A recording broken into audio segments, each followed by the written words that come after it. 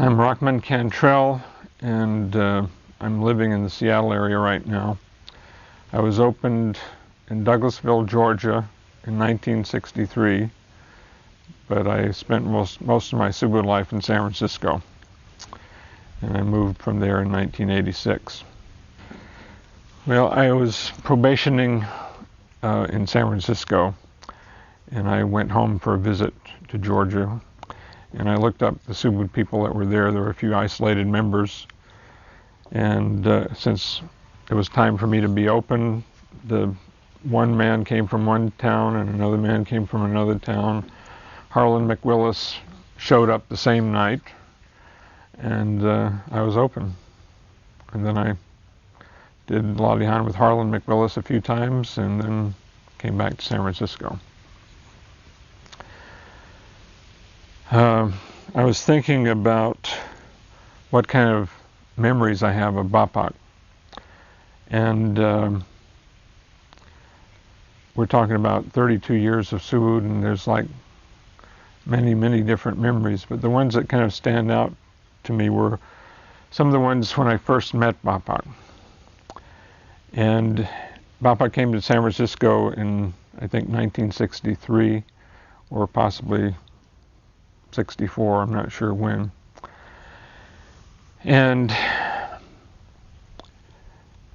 the first thing I remember was after a talk, riding down the elevator with Bapak. And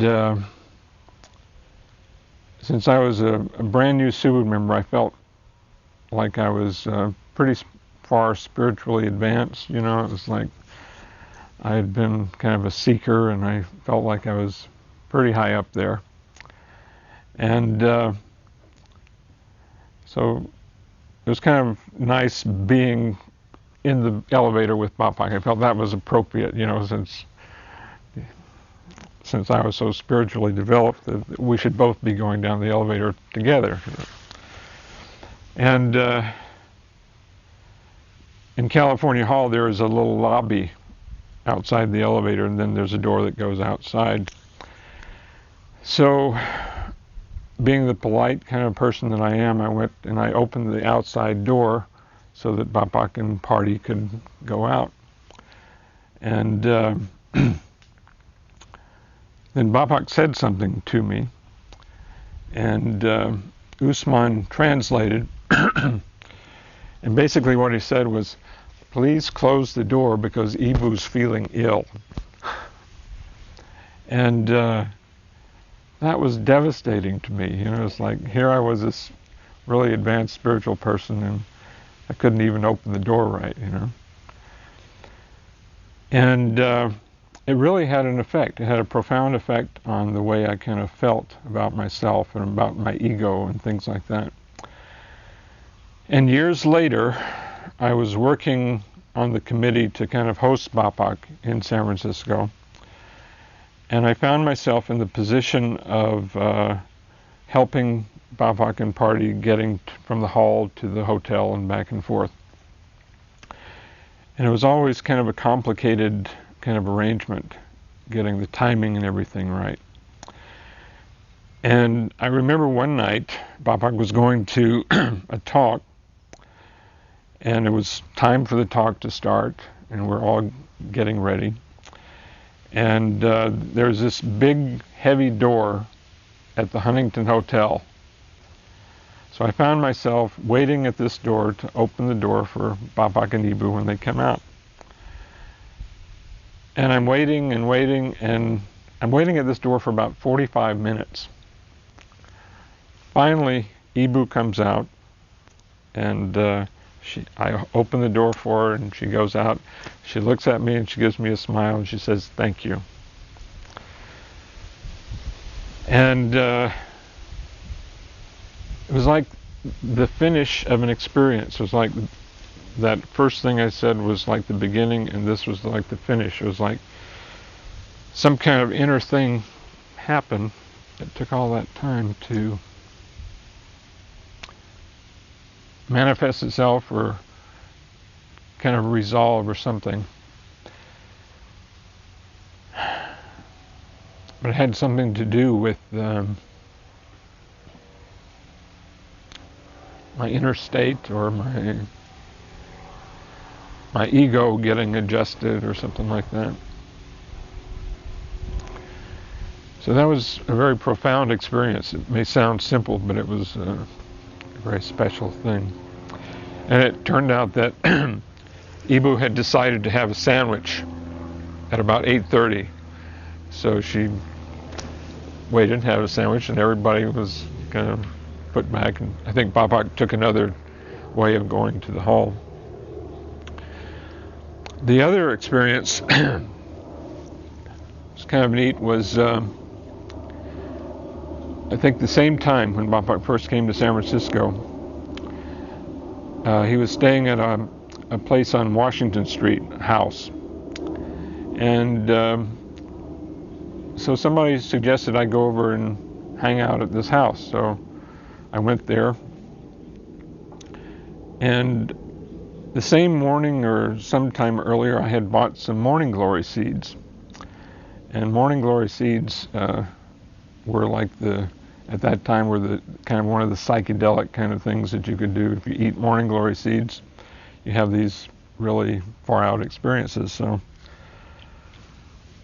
So I had these morning glory seeds with me, and I went over to Bapak's house, and I remember sitting out on the back lawn, and there was a fellow who was a helper at the time, but I don't think Bapak had said anything about drugs at that point. And so we both started eating these morning glory seeds, and we ate a couple of packs of morning glory seeds, and after a while, I started feeling kind of nauseous and experiencing different kinds of feelings like that. And then I started feeling guilty. I mean, here I was, this spiritual person. I was eating morning glory seeds at Bapak's house, and right in the backyard where Bapak was staying. And so then it was time to go to the hall. Bapak was going to give a talk. So we all somehow got to the California Hall where the talk was taking place. And I was still feeling guilty and kind of depressed, and trying to listen to what Bapak was saying. Somehow, toward the middle part of the talk, everything got bright. It's like a light started shining. And it seemed like Bapak was looking directly at me, and was talking to me. And I don't remember what he was saying, but it was like being forgiven. Only it was much more profound than that. It was like what I had did that I was worried about and concerned about, really, in the scheme of things, didn't make any difference. That what was important was this kind of connection with Bapak and with the latihan. And I felt this tremendous feeling of forgiveness and love from Bapak. And it was just wonderful. And just a real neat thing. Well, Subud is like been my life, so it's hard to separate what is Subud and what isn't Subud, because I believe that being in Subud has led me to have experiences I wouldn't have had otherwise. And the reason I'm here right now is because of Subud. I'm on kind of a trip of just kind of exploring some of the deeper things that are inside that you tend to ignore when you're younger, and you're trying to build a life and make money and take care of a family and things like that. And I'm at the stage of my life now where I'm beginning to look a little more inward at things. And so I've been kind of guided by the latihan to make this trip. I've been having some really neat experiences and discovering more things about myself and other people, and feeling the guidance of the latihan. And sometimes this guidance takes you in places where you didn't think you would go, or you may be unfamiliar with, or your mind has certain kind of ideas about, well, you should go here, but you shouldn't go here. So the latihan says, no, I'll take you over here. And if you say, I shouldn't be doing this, the latihan sometimes will say, do this. And it's all, to me, it's like the process of opening up wider and wider to God's creations and people. I would like to say one more experience, because it was pretty profound.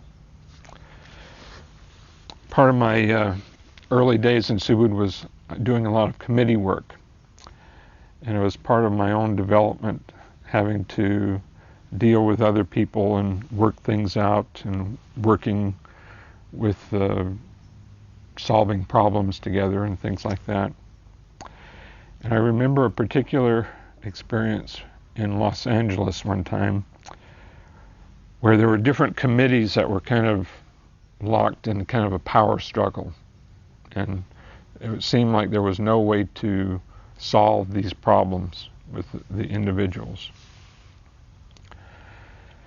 And we were in a room together, just a whole bunch of committee people, like a national committee, a regional committee, different other kind of people. And we had just had this kind of experience of someone accusing something of something or other, and it was like a very angry kind of confrontation. And Bapak had just appointed regional helpers, and a fellow named Marin County was the regional helper at the time. And so somebody said, well, let's hear what the regional helper has to say. So Reynolds started talking, and he didn't say anything too profound, but it was like an opening for something to happen. It was like a symbol for us turning to God. And as he was talking, I remember experiencing this feeling like being a shower of God's grace. It's like being in the presence of angels, and this tremendous life force came through, and it washed over the whole room.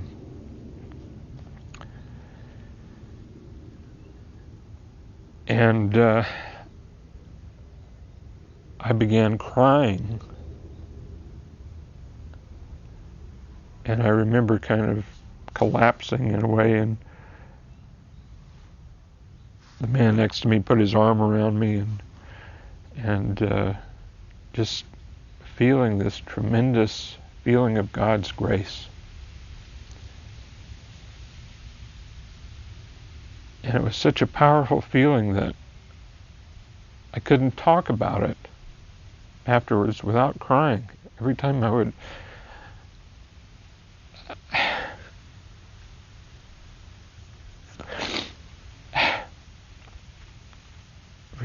mention this or try to tell somebody about it, I would begin crying.